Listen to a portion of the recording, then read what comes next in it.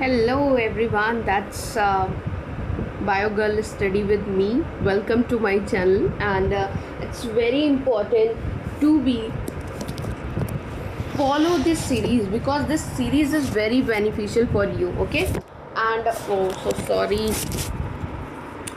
It is very beneficial actually. This is for you. Okay, so if you want कि आपकी preparation थोड़ी सी और अच्छी हो जाए, सो आपने देखा होगा कि एवरीवन से read line to line NCERT, read this and all, so it's very important and that's why I am starting NCERT line to line so that you can understand the concept. Okay, so NCERT line to line पढ़ने का मतलब है कि आपने pencil उठाई, आपने या कोई कलरफुल हाइलाइटर उठाए और आपको जो लगा उसको आप रेनबो बनाना स्टार्ट कर दिया. तो इसको एनसीईआरटी पढ़ना बिल्कुल नहीं बोलते.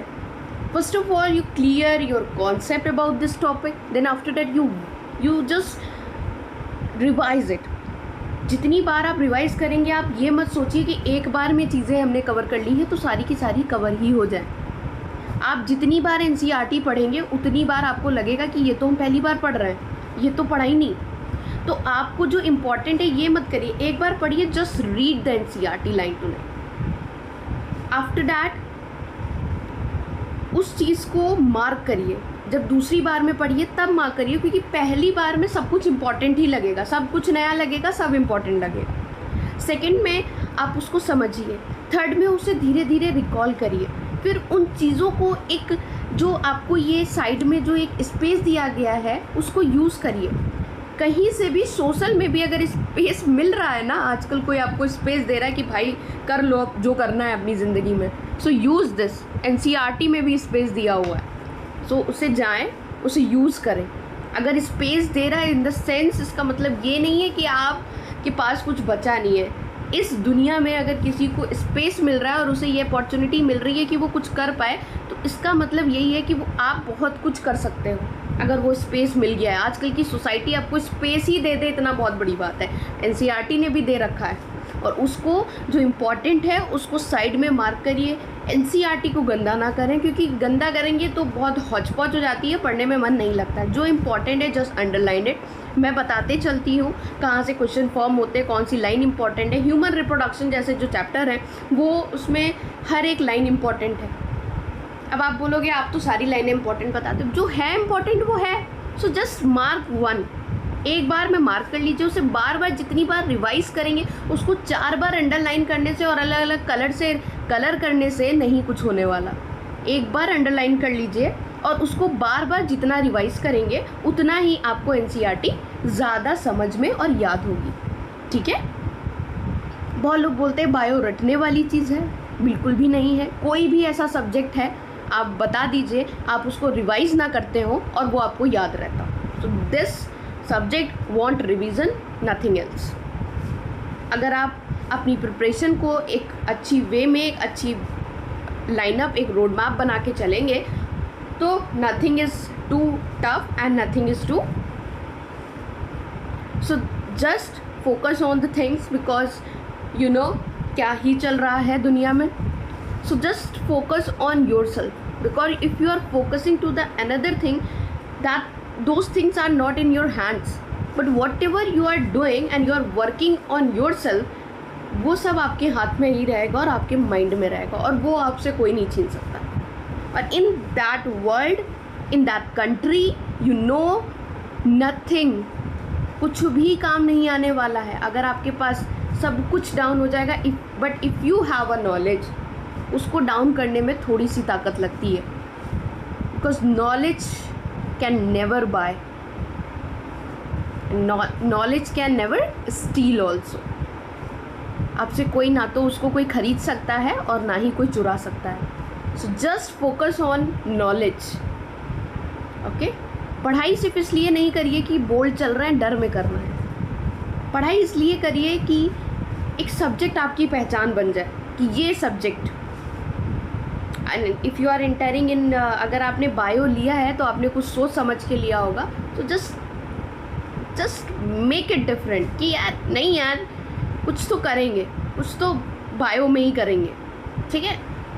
सो बिना टाइम वेस्ट किए मैंने जैसे अपना मेरा जो इस चैप्टर के मैं 2 लेक्चर ला चुकी हूँ। अगर आपने नहीं देखा है प्लीज़ गो एंड वॉच मेरे ही channel bio girl study with me पे। दोनों ही चैप्टर दोनों lecture line to line available हैं।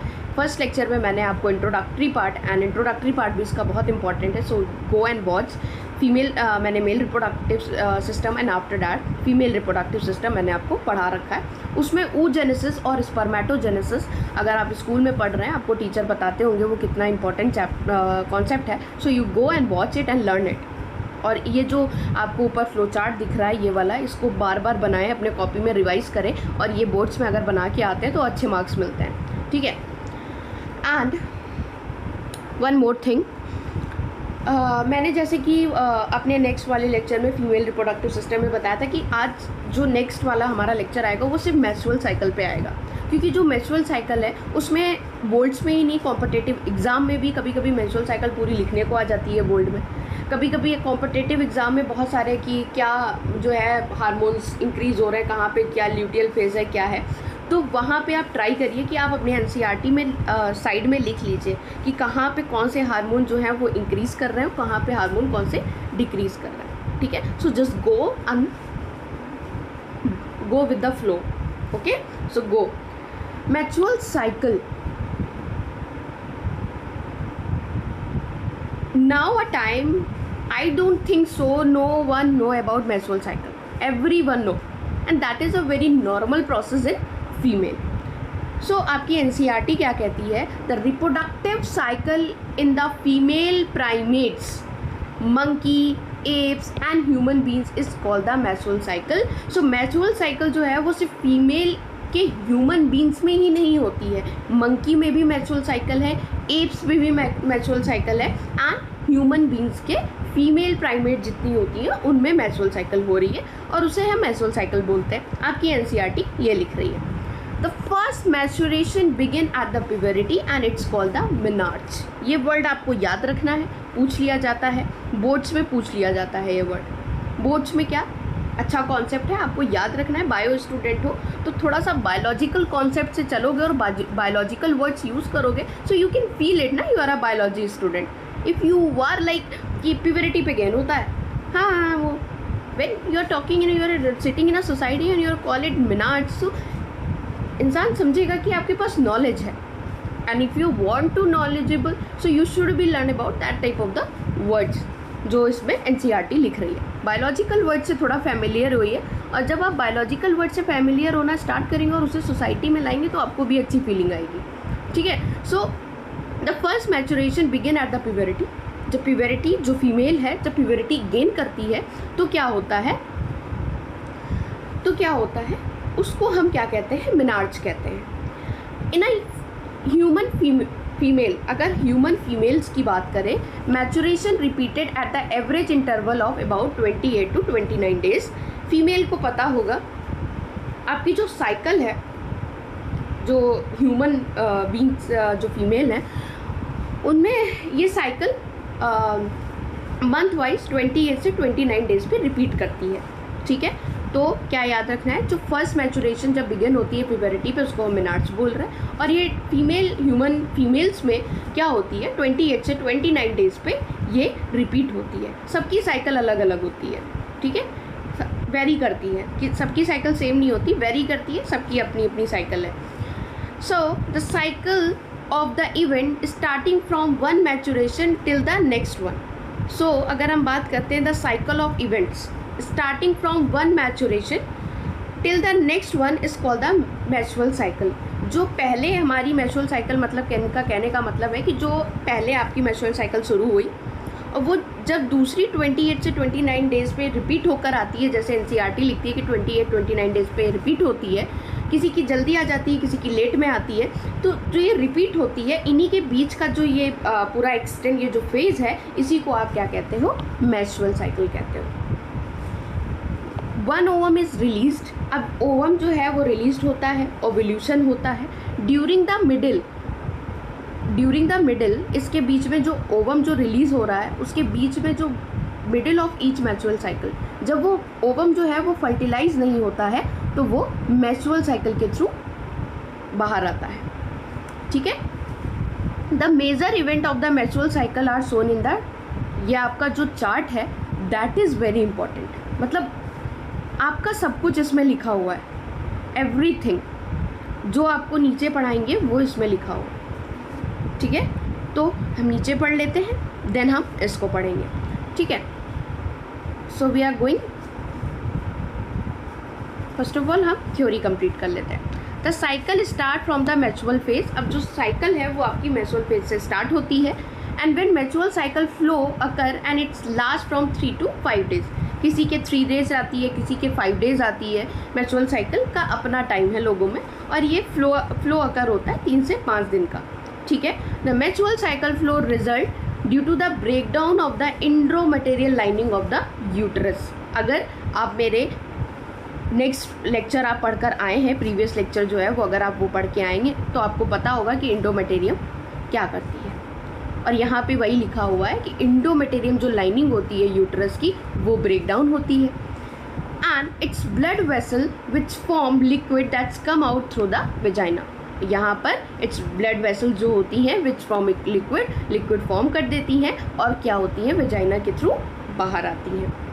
Maturation only occur if the release ovum is not fertilize, maturation तभी होती है जब जो ओवम जो रिलीज़ हुआ था वो फर्टिलाइज नहीं हुआ, जब उसको कोई भी फर्टिलाइजेशन नहीं मिला, फर्टिलाइज वाला प्रोसेस नहीं हुआ तो मैचुरेशन साइकिल होती है।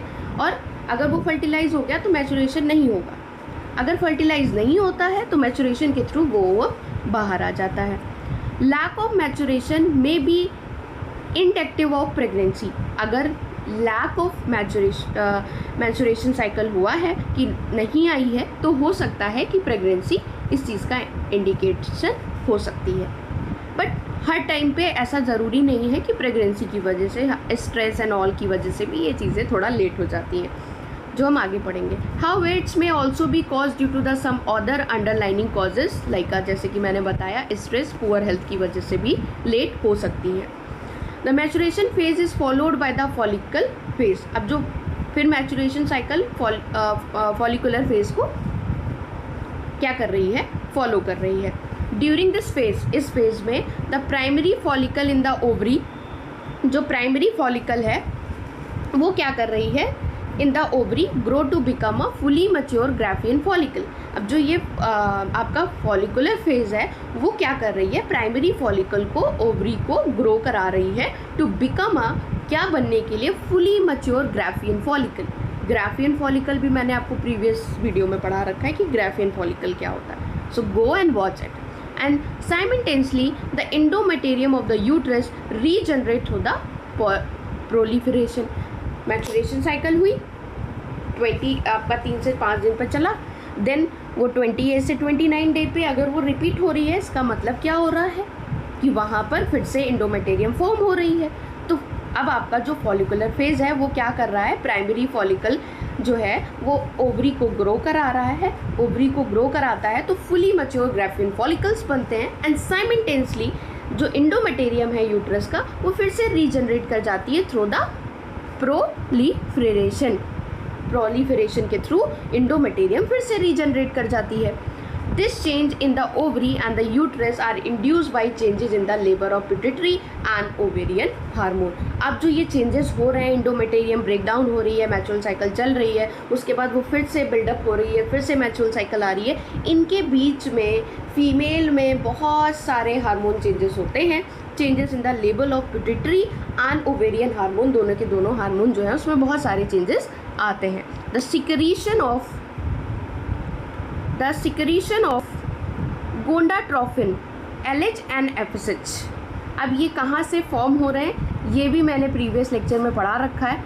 सो आप, हाँ मैं बताती यहाँ पर, अगर मैंने कभी सालों पहले या बहुत आगे के लेक्चर्स में आपको पढ़ाया होता तो मैं यहाँ पर डिस्कस कर देती, लेकिन मैं जब इसी चैप्टर में पढ़ा रही हूँ तो you should be go and first of all you watch those 2 lectures and then after come in this lecture so that you can understand clearly, more clearly, क्योंकि आप आए ही यहाँ पे हो कि आपको NCERT क्लियरली समझ में आए। और NCERT का मतलब ये नहीं है कि आप कहीं से भी स्टार्ट कर दो। NCERT एक फ्लो में लिखी हुई है, एक सीक्वेंस में लिखी हुई है, so you also go with the flow. Go with the sequence. अगर आप लाइफ में भी कहीं से भी लोग एक सिस्टमैटिक वे में चले आ रहे हैं और आप बीच में घुसोगे तो जो सिस्टमैटिक से आ रहा है वो जितना अच्छा परफॉर्म करेगा, you can not perform. As also the NCERT, you go, first of all you understand what is a human reproduction and what is a female, कैसे process हो रहा है, and after that you come in this lecture. Okay, first of all you go and watch it. Gonadotropin, LH and FSH increase gradually during the follicle phase. follicle phase क्या है, पढ़ के आ रहे हैं कि जो आपके ग्राफियन फॉलिकल्स को बना रहा है, एंडोमेटेरियम फिर से फॉर्म हो रही है, वहाँ का ये आपका फॉलिकल फेज चल रहा है। वहाँ पे क्या होता है, LH और FSH जो होता है वो इंक्रीज कर जाता है ग्रेजुअली, ठीक है, and stimulate the follicle development as well as secretion of oestrogen.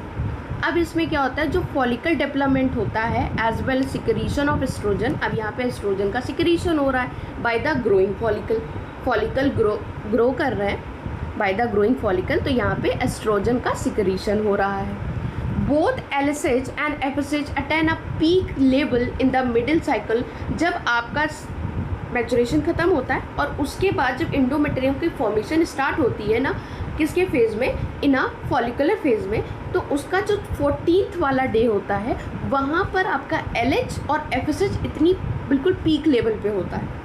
यहाँ पे आपकी NCERT लिखती है LH and FSH attain a peak level in the middle cycle. जो मिडिल पे जब आपकी साइकिल आती है 14 डे जो होती है, अबाउट 14 डेज पे, वो LH और FSH बिल्कुल पीक लेवल पे होता है। रैपिड सिक्रीशन ऑफ LH, जब LH का रैपिड सिक्रीशन होता है, बहुत ज़्यादा सिक्रीशन होता है, leading its maximum level during the mid cycle, it's called the LH surge.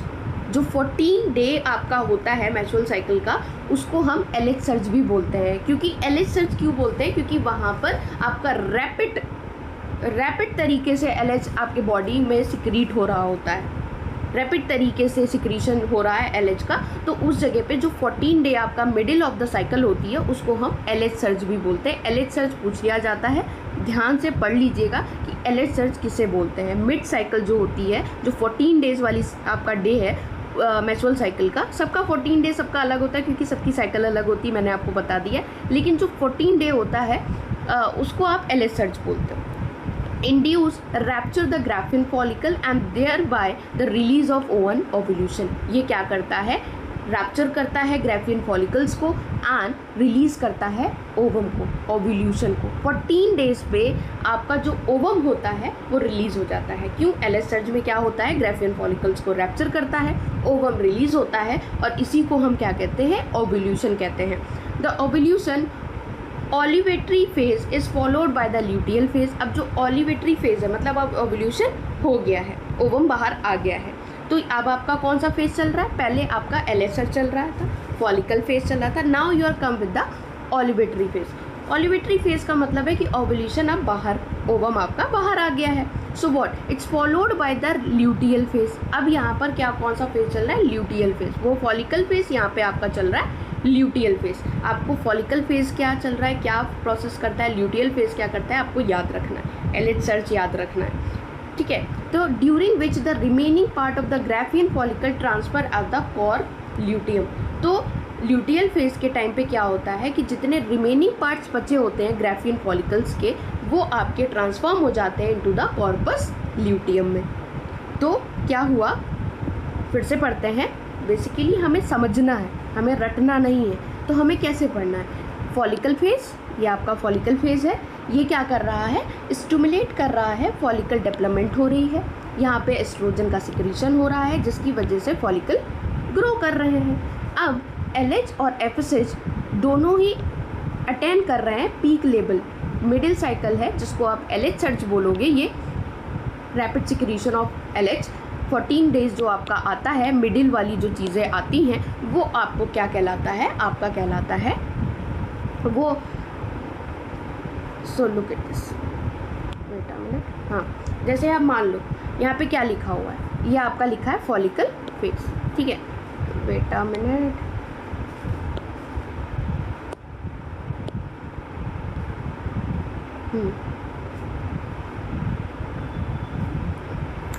ये आपका लिखा हुआ है follicle phase and stimulate the follicle development as well as secretion of the oestrogen.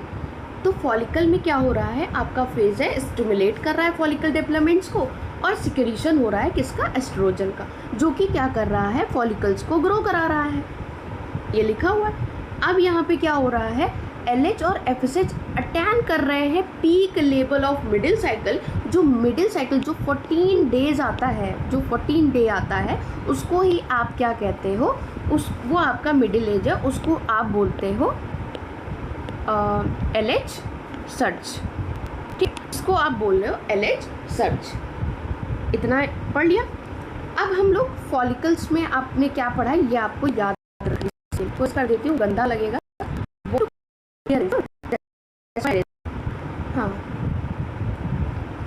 अब हम आते हैं, रैपिड सिक्रीशन आपका हो रहा है LH यहाँ पर। तो आपको फॉलिकल फेज में क्या क्या याद करना है, फॉलिकल फेज हुआ, आपको फॉलिकल डेवलपमेंट हुआ, सिक्रीशन हुआ एस्ट्रोजन का, ग्रो किए follicles.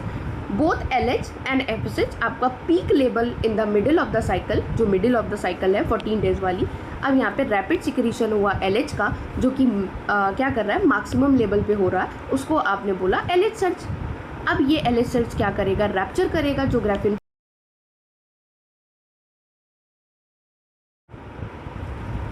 So sorry it's also come back. So थोड़ा सा जो है प्रॉब्लम हो गई थी, storage problem, and now I am back. So हम लोग क्या पढ़ रहे थे, LH सर्च पढ़ रहे थे, ठीक है। LH सर्च में क्या होता है ये पढ़ रहे थे। देन आपका LH सर्च, आपका जो मैक्सिमम लेवल होता है ड्यूरिंग द मिड साइकिल, उसको आप LH सर्च बोल लो। अब यहाँ पे रैप्चर हो रहा है ग्राफिन फॉलिकल्स, और इसी को ग्राफिन फॉलिकल्स रैप्चर हो रहा है, ओवम बाहर आ रहा है, तो आपको ओव्यूलेशन हो रहा है। That's your what, that is your follicle phase. Now you come with the, आपका आता है luteal phase, that's your luteal phase, ठीक है। अब ल्यूटियल फेज क्या कर रहा है, ओव्यूलेशन, ओव्यूलेटरी फेज है, यहाँ पे ओव्यूलेशन हो गया है, आपका ओवम बाहर आ गया है। अब ये ल्यूटियल फेज क्या करेगा, जितने रिमेनिंग पार्ट बचे हैं ग्राफिन फॉलिकल्स को, उनको ट्रांसफॉर्म कर देगा कॉर्पस ल्यूटियम में। कॉर्पस ल्यूटियम वर्ड याद रखना, NCERT हाईलाइट जिस चीज़ को कर रही, आप तो हाईलाइट कर रहे हो, लेकिन जिस चीज़ को NCERT हाईलाइट कर रही है उसको आपको अपने माइंड में रखना है। अब आपका क्या आ रहा है, ल्यूटियल फेज। ल्यूटियल फेज में आपका क्या कर रहा है, जितने भी ग्राफिन फॉलिकल्स बचे हैं वो आपके कॉर्पस ल्यूटियम में आ रहे हैं। आपको ये याद रखना है कि जो आप जो हाईलाइट कर रहे हैं वो तो इम्पॉर्टेंट है, लेकिन जो NCERT वर्ड्स आपको हाईलाइट किए दे रहा है वो बहुत ज़्यादा इम्पॉर्टेंट है, ठीक है। तो कॉर्पस ल्यूटियम अब क्या होता है हम पढ़ेंगे, और आपको याद रखना है कि कॉर्पस ल्यूटियम होता क्या है। The corpus luteum corpus luteum secrete large amount of progesterone. अब जो कॉर्पस ल्यूटियम वाला आपका फेज आया है वहाँ पर क्या होगा, लार्ज अमाउंट में प्रोजेस्टेरॉन सिक्रीट होगा, ठीक है, which is initial for maintenance of the endometrium, जो कि किसके लिए इंपॉर्टेंट है, इंडोमेटेरियम को मेंटेन करने के लिए। तो आपके माइंड में आपको क्या रखना है कि कॉर्पस ल्यूटियम क्या करता है, लार्ज अमाउंट में प्रोजेस्टेरॉन को सिक्रीट करता है, और जिसकी वजह से ये इनिशियल है, ये ज़रूरी है मेंटेन करना, इंडोमेटेरियम को मेंटेन करने का काम करता है। तो कॉर्पस ल्यूटियम क्या करता है, कॉर्पस ल्यूटियम सिक्रीट करता है लार्ज अमाउंट में प्रोजेस्टेरॉन। कॉर्पस ल्यूटियम क्या करता है, याद रखना, प्रोजेस्टेरॉन को सिक्रीट करता है लार्ज अमाउंट में, जो कि ज़रूरी है किसके लिए, इंडोमेटेरियम को मेंटेन करने के लिए, ठीक है। अब आते हैं, such a endometrium is necessary for implantation of fertilized ovum and other event of the pregnancy. Such an endometrium is necessary for implantation, जो कि इंडोमेटेरियम जो है, अगर आप आगे की लेक्चर देख के आए हैं तो इंडोमेटेरियम को आपको पता होगा कि कितनी इंपॉर्टेंट है इम्प्लांटेशन के लिए और fertilize ovum and other events of the pregnancy के लिए। तो कॉर्पस ल्यूटियम कितना ज़रूरी वर्क यहाँ पे कर रहा है वो आप देख रहे हैं। कॉर्पस ल्यूटियम वाला जो फेज़ है वो बहुत इंपॉर्टेंट है, वो आपके बॉडी जो फीमेल बॉडी है उसके प्रोजेस्टेरॉन को रिलीज़ कराता है। या थोड़ा सा ग्लिचेस आए होंगे, थोड़ा सा ये स्टोरेज प्रॉब्लम किया है इसमें, सो प्लीज़ थोड़ा मैनेज करिएगा। कॉर्पस ल्यूटियम कितना इंपॉर्टेंट है ये आपने देखा, और कॉर्पस ल्यूटियम आपको याद भी रखना है कि कॉर्पस ल्यूटियम कर क्या है। क्वेश्चन काफ़ी पूछा जाता है कि कॉर्पस ल्यूटियम का क्या वर्क होता है। तो कॉर्पस ल्यूटियम क्या कर रहा है, फीमेल के बॉडी में प्रोजेस्टेरॉन को सिक्रीट कर रहा है, और प्रोजेस्टेरॉन सिक्रीट होने की वजह से जो प्रोजेस्टेरॉन है वो क्या करता है, इंडोमेटेरियम के लिए ज़रूरी है। जो कि इंडोमेटेरियम क्यों ज़रूरी है, क्योंकि इंडोमेटेरियम वाली जो लाइनिंग है वो इम्प्लांटेशन के लिए, फर्टिलाइजेशन के लिए और other event of the pregnancy के लिए इम्पॉर्टेंट होती है। During the pregnancy all event of the menstrual cycle stop and there is a no maturation. जब प्रेगनेंसी फीमेल अकर कर लेती है, जब वो प्रेग्नेंट होती है फीमेल, तो क्या होता है वहाँ पे मैचुरेशन नहीं होता है। जैसे कि आपने पढ़ा, मैचुरेशन तभी होगा जब ओवम फर्टिलाइज नहीं होगा। जब ओवम फर्टिलाइज हो गया तो आपका मैचुरेशन नहीं होता है। In the absence of the fertilization, जब फर्टिलाइजेशन नहीं होगा तो कॉर्पस ल्यूटियम डीजनरेट। तो जो कॉर्पस ल्यूटियम होगा, जब अगर मान लो ओवम बाहर आया है ओवल्यूशनरी फेज में, तो आपका वहाँ पे क्या हो रहा है, वहाँ पे फर्टिलाइजेशन नहीं हो पाया, तो जो कॉर्पस ल्यूटियम होगा वो आपका डीजनरेट कर जाएगा। ठीक है, this cause deterioration of the endometrium leading to the maturation marking a new cycle. And in human beings, अगर इन ह्यूमन बींग्स की हम बात करें तो मैचुरल साइकिल सीजेस।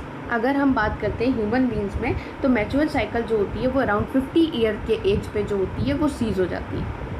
मतलब इसके बाद प्रेग्नेंट होने में, क्योंकि ओवम जो होते हैं वो फीमेल जब वुम में होती है मदर के, तभी से प्रोसेस स्टार्ट हो जाता है। फिर धीरे धीरे जब तक बर्थ होता है तब तक 60,000 तो आपका NCERT लिखती है 80,000 बचते हैं। और उसके बाद जो चीज़ें आपकी चलती हैं, उसके बाद मैचुरेशन होता है, प्यूबरिटी आने के बाद चीज़ें मैचुरेशन स्टार्ट हो जाता है। उसके बाद आते आते आपका 50 एज पे आपके जो ओवम होते हैं फीमेल्स में वो सीज हो जाते हैं। उसके बाद प्रेगनेंसी को गेन करना बहुत मुश्किल हो जाता है। सो दैट्स वाई चीज़ें कही जाती हैं, जो भी सोशल चीज़ें हैं एंड दैट्स वाई 50 ईयर के एज में जो आपकी मैचुरल साइकिल होती है वो सीज हो जाती है। ठीक है, and that is a term as a menopause. और जो स्टार्ट हुआ था menstrual cycle, that is your called menarche. And जो आपका जो 50 एज पे जो सीज हो जाती है उसको हम कहते हैं मेनोपॉज, मतलब रुक जाना।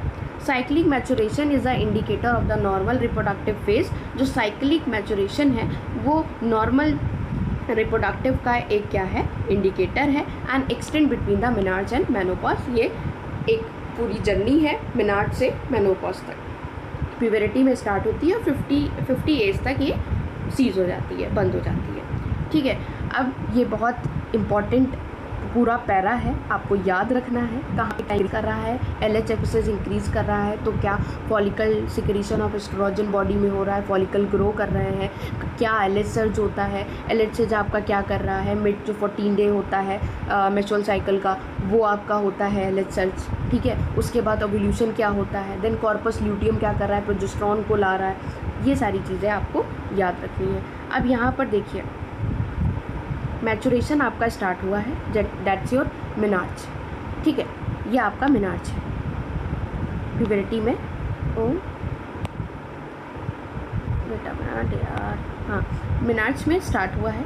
अब देखिए ये यूट्राइन इवेंट, यहाँ पे आपकी ये यूट्राइन वॉल्स बन गई हैं।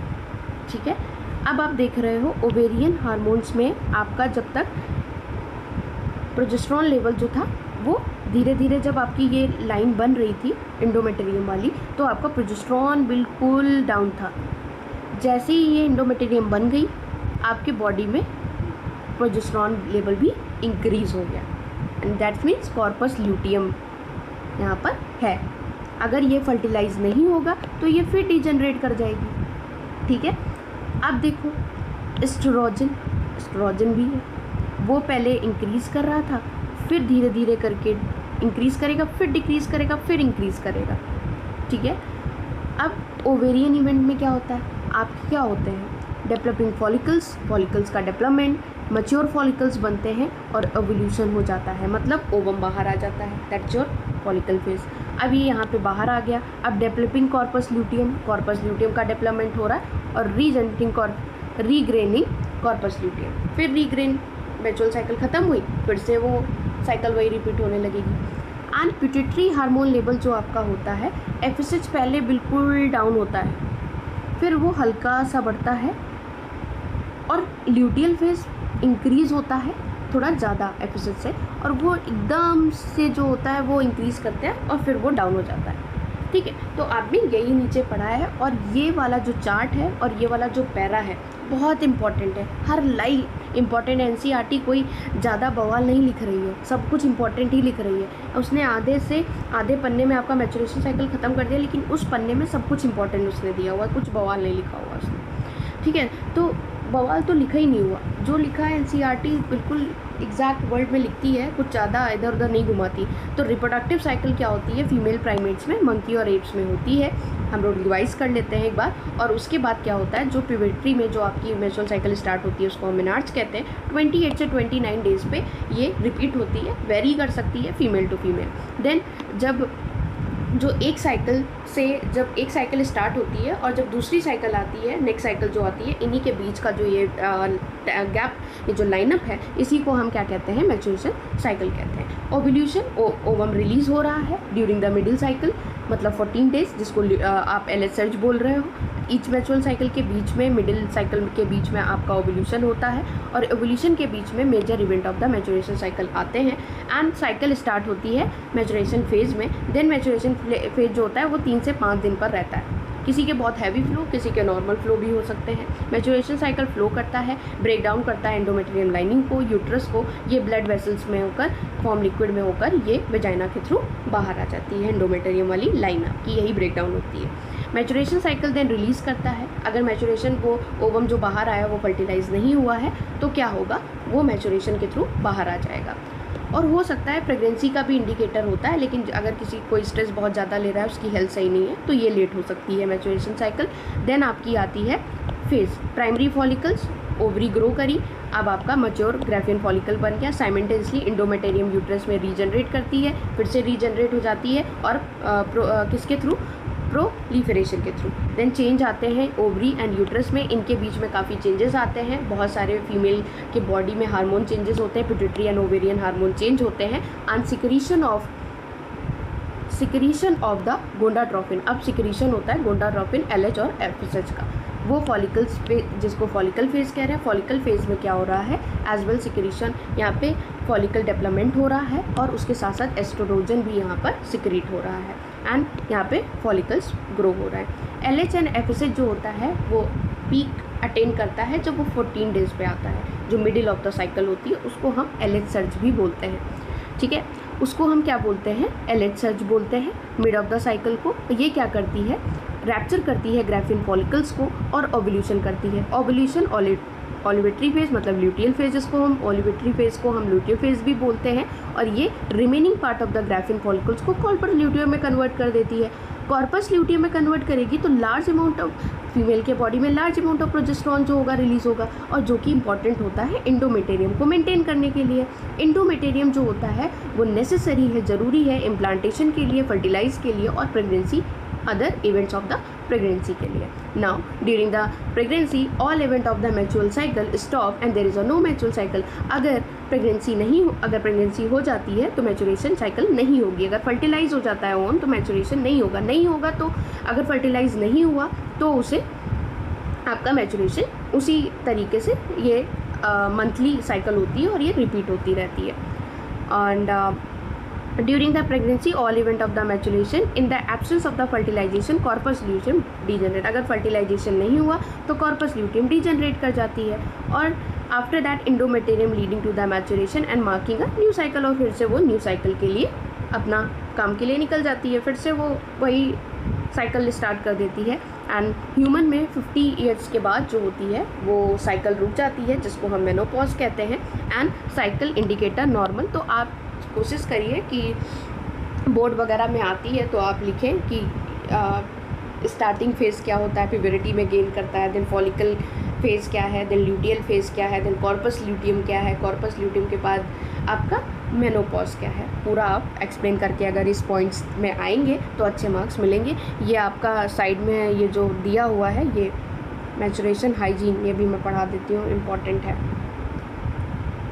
क्योंकि ऐसे पेजेस को छोड़ना सही नहीं है।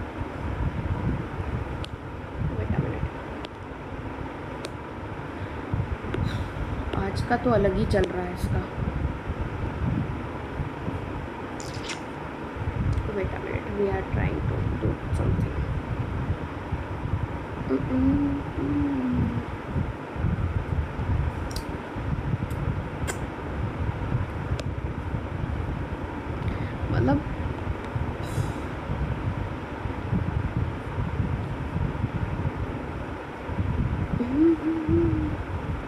ग्लिच करना स्टार्ट कर दिया है अभी से। Why cannot find bro? तो देखो इसमें लिखा हुआ है maintenance of the hygiene and sanitation during the maturation. अगर मैचुरेशन साइकिल चल रही है तो आप ट्राई करें कि आप मैचुरेशन आप हाइजीन को मेंटेन करें, सैनिटरी पैड्स को यूज़ करें and take a bath and clean yourself regularly. अगर इस टाइम पे है तो ज़्यादा अपने आप क्लीन रखने की कोशिश करें, रेगुलरली बाथ लें और अपने आप को क्लीन रखें।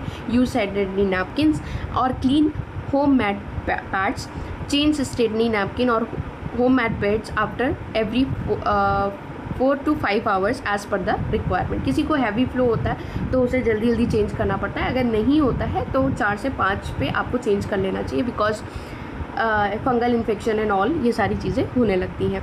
Dispose of the use sanitary napkin properly, wrap it. आजकल के किसी भी एरिया में चले जाओ, मतलब लड़कियां क्या ही कर देती हैं यार। सो यू आर एजुकेटेड, हाँ, तो अपने नैपकिन वगैरह को रैप अप करके और डस्टबिन में डालें, दैट इज़ वेरी गुड। हाँ, and do not throw the use napkin in the their pipe on the toilet or the open area, and after the handling the napkin wash hand with soap। तो इस तरीके के hygienes को आप maintain करके चलिए तो बीमारियां कम होंगी, क्योंकि देख रहे हो कोरोना आ गया था, क्या मच गया था।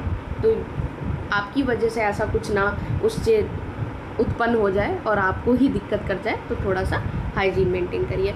Thank you so much. And in a next lecture we are come with fertilization and implantation. तब तक के लिए इस जो ये टॉपिक है इस पर इतनी पकड़ बना लीजिए ना कि दोबारा NCERT खोलने की ज़रूरत ना पड़े। एंड प्लीज़, अगर आपको चैनल अच्छा लग रहा है, आपको लग रहा है कि इससे कुछ सपोर्ट मिल रहा है, सो प्लीज़ सिर्फ देखिए नहीं। अगर आप यहाँ तक आए हैं मतलब आपको अच्छा लग रहा है, आपको कुछ सपोर्ट मिल रहा है, सो थोड़ा सा मुझे भी सपोर्ट करें, लाइक करें, कमेंट करें, सब्सक्राइब करें। और हमसे अगर आप कमेंट में कुछ भी लिख रहे हैं, आपको किसी भी चीज़ की ज़रूरत है या कुछ है, तो आप मेरे कमेंट सेक्शन में लिखें।